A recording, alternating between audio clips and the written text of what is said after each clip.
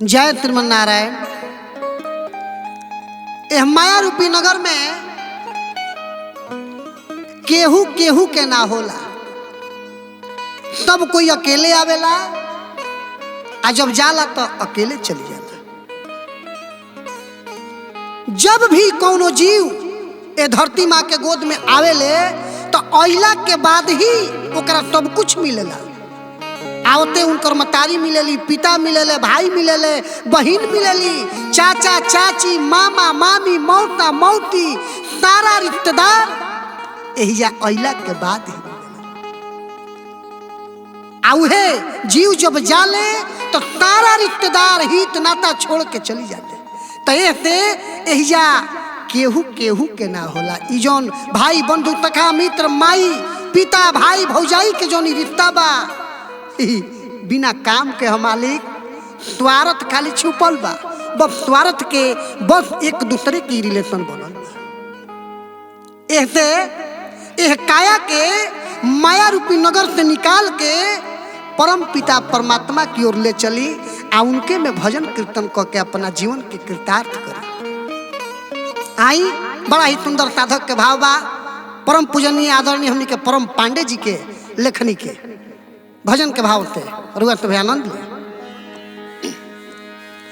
काया माया से निकलो भज राम के, रे मन मूर्ख, काया माया से निकलो भज राम के, हम हमार नाता जानी लहटे बिना काम के, हम हमार नाता जानी लहटे बिना काम के।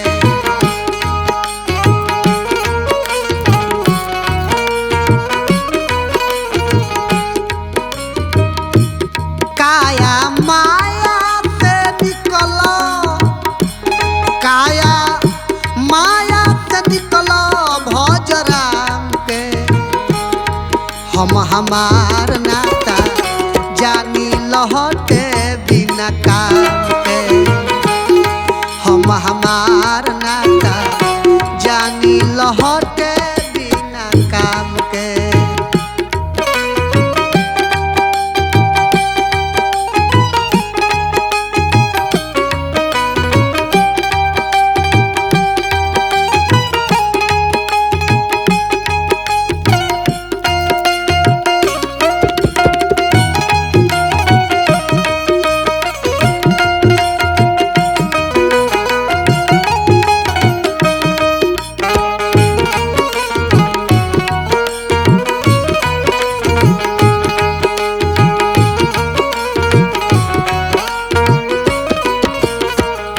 बड़ा ही सुंदर साधक के भाव बा।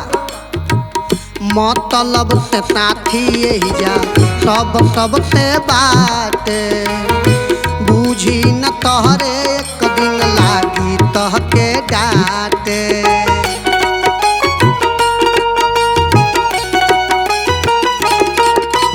यही जा सब कोई मतलब के साथी बा मालिक। काम निकल जाई ओकरा बाद उल्टे तोहरे के डांटे लगे। एक साधक कहतन का मतलब से साथी यही जा सब से बात, बूझी न तोहरे एक दिन लागी तोह के डांटे।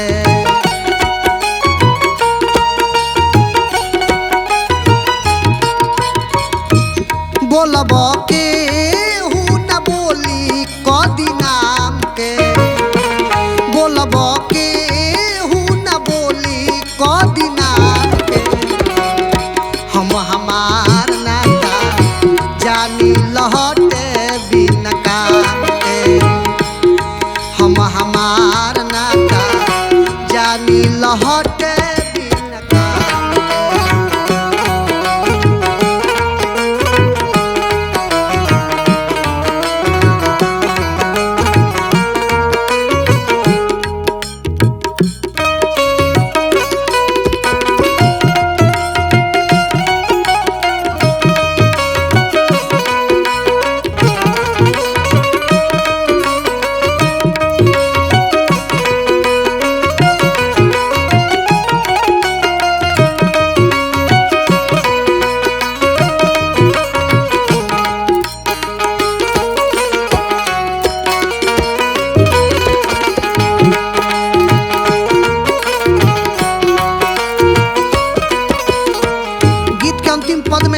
कहतनी अबोत चेता धन धर्म के बटोरा मेला झमेला ते परम हाथ तू जोड़ा।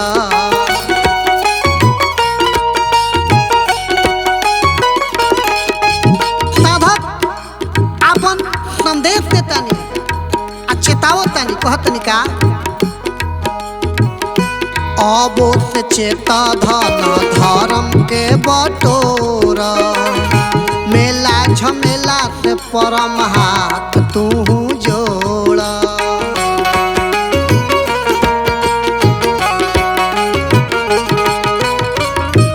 जिंदगी हो जाई तैब सफल धाम के जिंदगी हो जाई जैब सफल धाम के हम हमार नाता जानी लहटे बिन काम के हम हमार नाता जानी लहटे बिन काम के काया माया ते निकल भज राम के काया माया ते निकल भज राम के हम हमार नाता जानी लहटे बिन काम के हम हमार नाता जानी लहटे बिन काम के हम हमार नाता जानी लहटे बिन काम